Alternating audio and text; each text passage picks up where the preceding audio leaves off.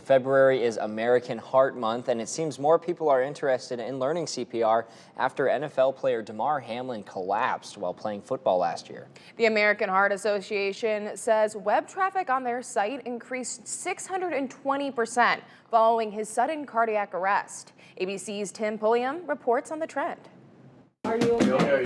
In South Pasadena, California, Lawrence Viescas is taking CPR classes for the first time. It's not scary, that's for sure. Yeah, it's not. It's really. Were you scared in the beginning? In the beginning, yes. Lawrence powered through those nerves and is now part of a growing movement, people learning CPR and how to use an AED.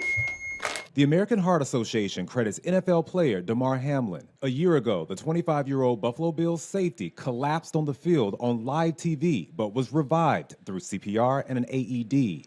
The AHA says a week later, people flooded their website looking for information on these life-saving measures. I'm a big fan of football, so after seeing that Damar Hamlin incident, watching that game, I was very scary because I used to play in high school. It's truly an honor. Hamlin speaking at this year's Super Bowl, advocating for federal policy that would provide access to CPR and AED training for K-12 schools. We know that for every 1 minute that somebody does not have CPR performed or an AED is not used, their likelihood of survival goes down by 10%.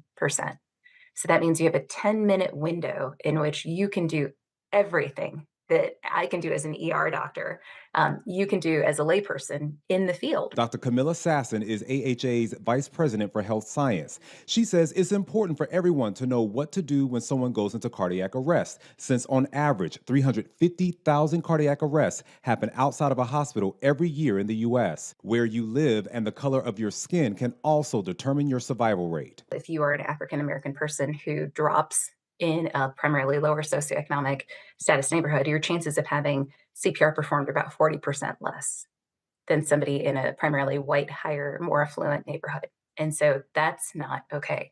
And we have to change that. Closing the racial disparity is what inspired Shante Ortiz, an instructor at Lifesaver Education, to get involved. She gave me a brief lesson on chest compressions. In between that nipple line, you're going to use the heel of one hand. You're going to place it there. Your other hand's going to go on top. Ortiz says to be forceful and firm under pressure. You'll hurt them by not doing this because you want to pump that blood all over. What would you tell anybody who is on the fence about learning CPR? I would say do it because, you never know what could happen. Like taking a brave step that could save someone's life. Tim Pulliam, ABC News, Los Angeles.